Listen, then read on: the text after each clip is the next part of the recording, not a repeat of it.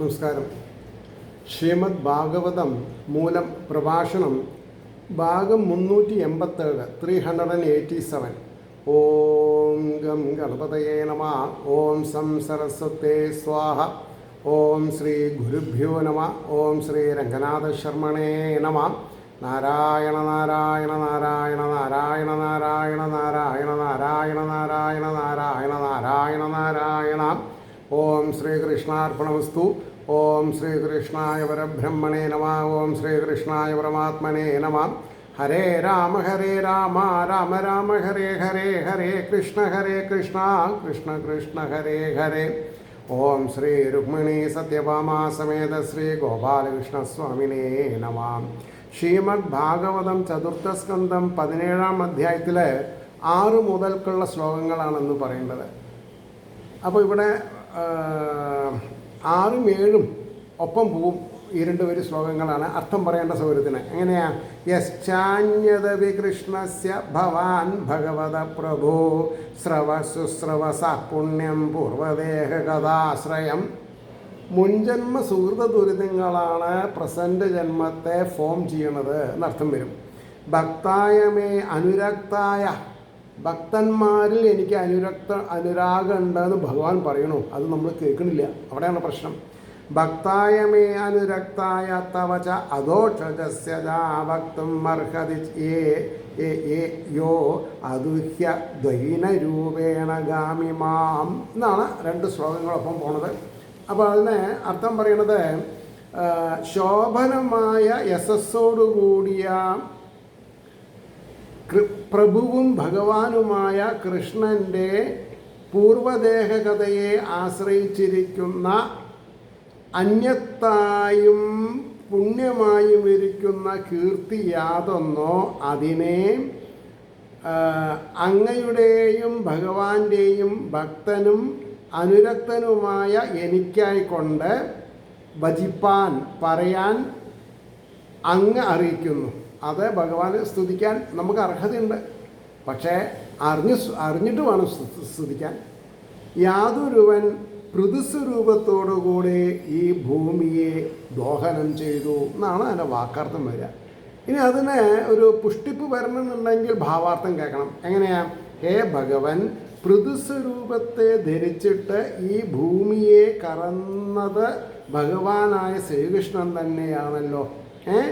കേൾക്കുന്നവരുടെ അന്ധകരണത്തെ പരിശുദ്ധമാക്കാൻ നമ്മൾ ഈ പുരാണങ്ങളും ഇതിഹാസങ്ങളും ഉപനിഷത്തുകളും വേദങ്ങളൊക്കെ പഠിക്കുന്നത് എന്തിനാ?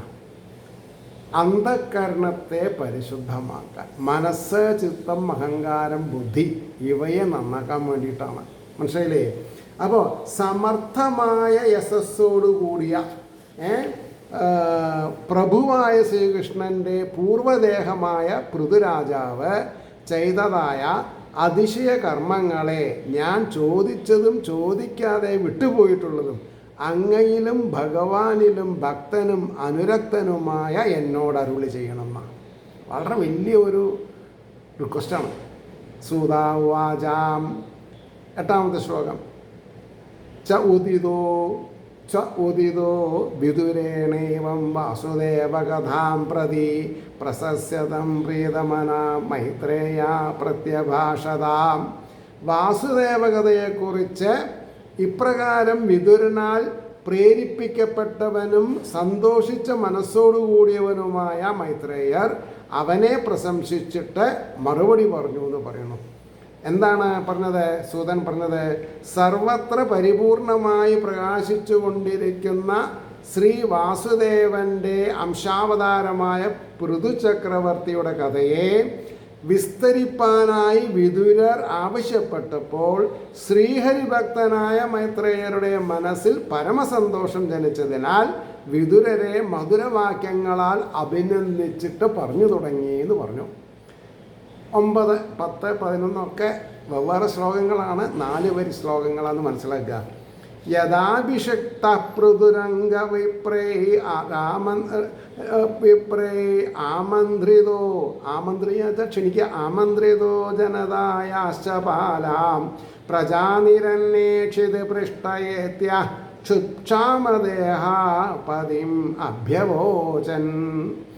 അതായത് ഹേ പൂജ്യ പൃഥു, ബ്രാഹ്മണരാൽ എപ്പോൾ അഭിഷേകം ചെയ്യപ്പെടുകയും ജനസമൂഹത്തിൻ്റെ പാലകൻ എന്ന് ആമന്ത്രിക്കപ്പെടുകയും ചെയ്തുവോ അപ്പോൾ അന്നരഹിതമായിരിക്കുന്ന ഭൂതലത്തിൽ വിശപ്പുകൊണ്ട് കൃശഗോത്രന്മാരായിരിക്കുന്ന പ്രജകൾ പാലകനെ പ്രാപിച്ചിട്ട് പറഞ്ഞു. അതായത് രാജാവിനെ, പൃഥു ചക്രവർത്തിയെ സ്തുതിച്ചുകൊണ്ട് പറഞ്ഞു. എന്താ പറഞ്ഞതെന്നാണ് ഇനി അടുത്ത് പറയുക. അപ്പോൾ അതിൻ്റെ ഭാവാർത്ഥം പറഞ്ഞിട്ട് പോവാം. മൈത്രേയർ പറഞ്ഞു, ഹേ പൂജ്യനായ വിതുര, ബ്രാഹ്മണർ പൃഥുവിനെ രാജാവായി അഭിഷേകം ചെയ്യുകയും അങ്ങാണ് രാജ്യത്തെ പാലിപ്പാൻ നാഥൻ എന്ന് നിശ്ചയിക്കുകയും ചെയ്ത കാലത്ത് ഭൂതലത്തിൻ്റെ സ്ഥിതി വളരെ കഷ്ടത്തിലായിരുന്നു. രാജ്യത്തിൽ ക്ഷാമം നിമിത്തം ആഹാരാദി പദാർത്ഥങ്ങളിലില്ലാതിരുന്നതിനാൽ ക്ഷുദ്ബാധയാൽ ജനങ്ങളെല്ലാവരും അത്യന്തം കൃശഗാത്രന്മാരായിരുന്നു. തങ്ങളെ രക്ഷിപ്പാൻ രാജാവിനെ നിശ്ചയിച്ച വിവരം അറിഞ്ഞപ്പോൾ അവരെല്ലാവരും സംഘം ചേർന്ന് രക്ഷിതാവിൻ്റെ സന്നിധിയിൽ വന്ന് ഇപ്രകാരം പറഞ്ഞു. എന്താ പറഞ്ഞത്? അതാണ് 10ാമത്തെ ശ്ലോകത്തിലെ വയം രാജൻ ജഡരേണാഭിദത്ത യഥാഗ്നിനാ കോടരസ്ഥേന വൃക്ഷാം ത്വം ആദ്യയാദാ ശരണം ശരണ്യം യസാധിതോ വൃത്തികര പതിർനാം. ഹേ രാജാവേ, ഞങ്ങൾ പൊത്തിൽ കത്തിജ്വലിക്കുന്ന അഗ്നിയാൽ വൃക്ഷങ്ങളെന്ന പോലെ ജഡരത്തിൽ ജ്വലിക്കുന്ന അഗ്നിയാൽ ഏറ്റവും തപിക്കുന്നവരാകുന്നു ആയിരിക്കുന്നു. വയറ് വിശന്നാ തീ കത്തുന്നൊക്കെ പറയാം. യാതൊരുവൻ ഞങ്ങളുടെ ഉപജീവനദ്രവ്യത്തെ സമ്പാദിക്കുന്നവനും പാലകനുമായിട്ട് നിശ്ചയിക്കപ്പെടുന്നുവോ ശരണാർഹനായ അങ്ങയെ ഇപ്പോൾ ഞങ്ങൾ ശരണം പ്രാപിച്ചിരിക്കുന്നു എന്നാണ് പറഞ്ഞത്. അപ്പോൾ ഭഗവാനെ ശരണം പ്രാപിക്കാൻ മടിക്കാൻ പാടില്ല. അതിൻ്റെ ഭാവാർത്ഥം പ്രജകൾ രാജാവിനോട് പറഞ്ഞതിനെ 2 പദ്യം കൊണ്ട് കാണിക്കുന്നു. ഹേ രാജൻ, വൃക്ഷത്തിൻ്റെ പൊത്തിൽ കത്തിക്കാളുന്ന തീയിനാൽ ആ വൃക്ഷമെന്ന പോലെ ഞങ്ങളുടെ ജഡരാന്തർഗത്തിൽ കത്തിജ്വലിക്കുന്ന അഗ്നിയെ ശമിപ്പിക്കുവാനുള്ള ആഹാരദ്രവ്യങ്ങളുടെ അഭാവത്തിൽ ഞങ്ങളും അത്യന്തം തപിക്കുന്നു.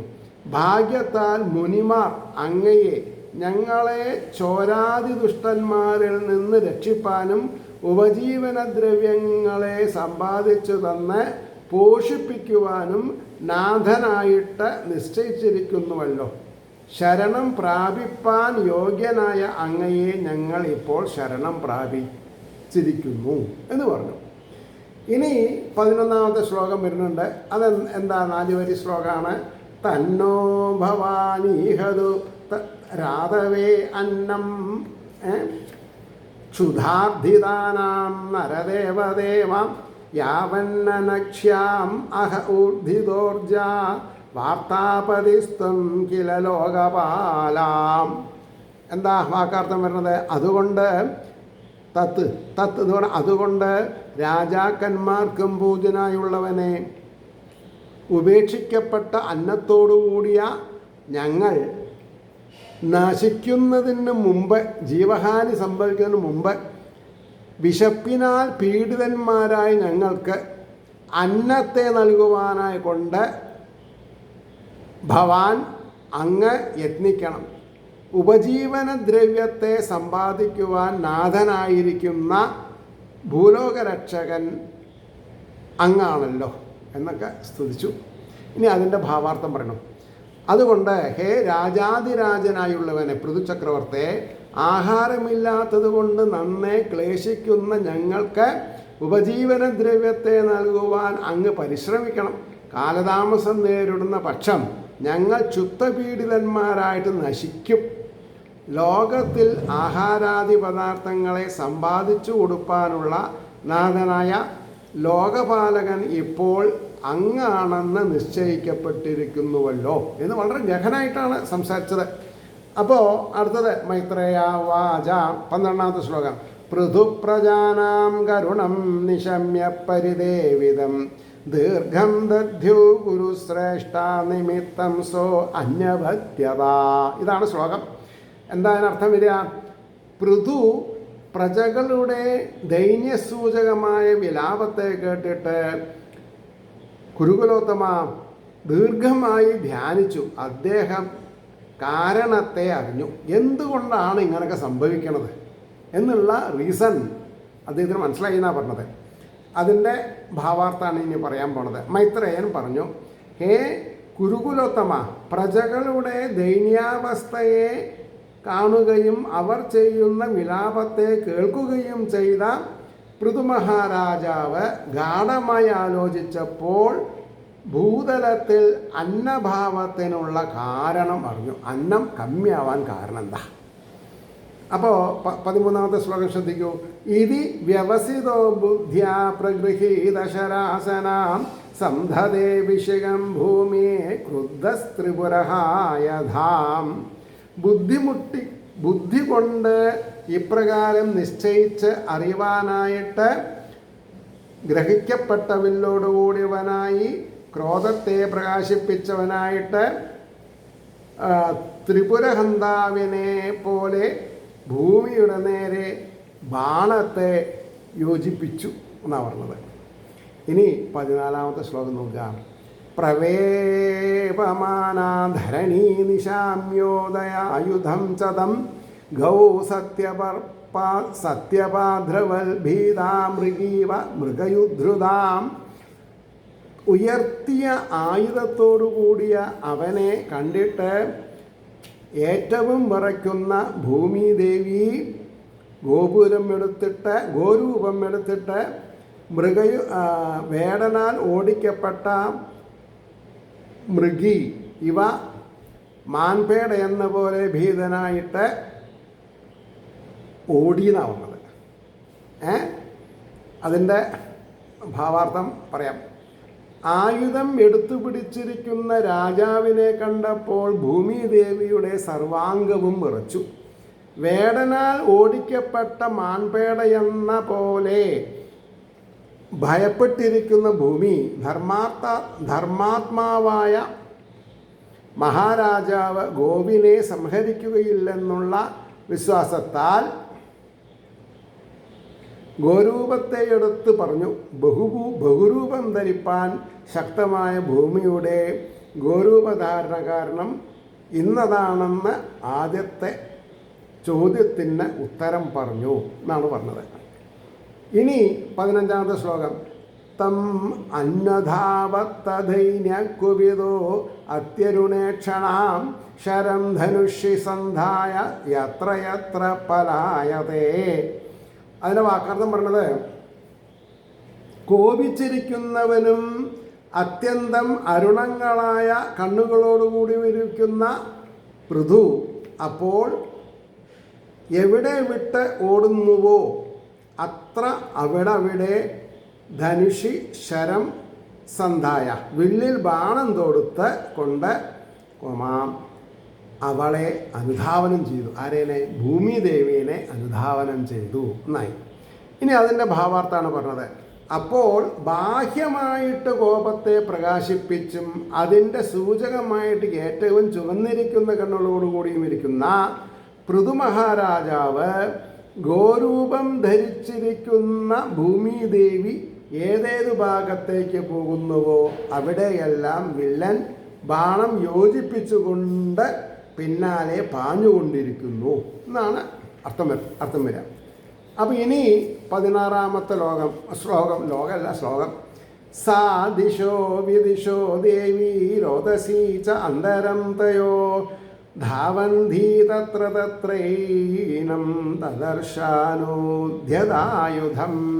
എന്താ അനർത്ഥം പറയാ? ആ ദേവി ദിക്കുകളെയും വിദിക്കുകളെയും ഭൂമിയിൽ സ്വർഗത്തെയും അവയുടെ മധ്യത്തെയും ഓടുന്നവളായിട്ട് അവിടെ പിന്നാലെ ഉയർത്തിയ ആയുധത്തോടുകൂടി ഇവനെ കണ്ടു. അപ്പോൾ മതിയായില്ല, ഇനി അതിൻ്റെ ഭാവാർത്ഥം പറയുമ്പോൾ ശരിയാവും. എല്ലാ ദിക്കുകളിലും എത്രയും വേഗത്തിൽ സഞ്ചരിപ്പാൻ സാധിക്കുന്ന എല്ലാം ഈ ഭൂമിദേവിയാകുന്ന പശു പ്രധാനങ്ങളായ 4 ദിക്കുകളും അഗ്നാദികളായ 4 കോണുകളും ഭൂമിയിൽ എങ്ങും സ്വർഗത്തിലും അത് രണ്ടിൻ്റെയും ഇടയിലുള്ള അന്തരീക്ഷത്തിലും സഞ്ചരിച്ചു. അവിടെ എല്ലാം പിന്നാലെ ആയുധം ധരിച്ചിരിക്കുന്ന രാജാവും സഞ്ചരിക്കുന്നതായിട്ട് കേട്ടു, കണ്ടു എന്നൊക്കെയാണ് പറഞ്ഞത്. ഇനി 17ാമത്തെ ശ്ലോകം പറഞ്ഞു. ലോകേന വിന്ദതത്രാണം വൈന്യാൻ മൃത്യോരിവ പ്രജാം ത്രസ്താതദാ നിവൃതേ ഹൃദയേന വിധൂയതാം. അന്തകനിൽ നിന്ന് പ്രജകളെന്ന പോലെ പൃഥുവിൽ നിന്ന് രക്ഷയെ ലോകത്തിൽ പ്രാപിച്ചില്ല. ഭയപ്പെട്ടവളായിട്ട് ഏറ്റവും ദുഃഖിച്ചിരിക്കുന്ന ഹൃദയത്തോടുകൂടെ അപ്പോൾ മടങ്ങി. അപ്പോൾ മടങ്ങി എന്നാണ് പറഞ്ഞത്. ഇനി അതിൻ്റെ ഭാവാർത്ഥം പറയണോ? എന്താ?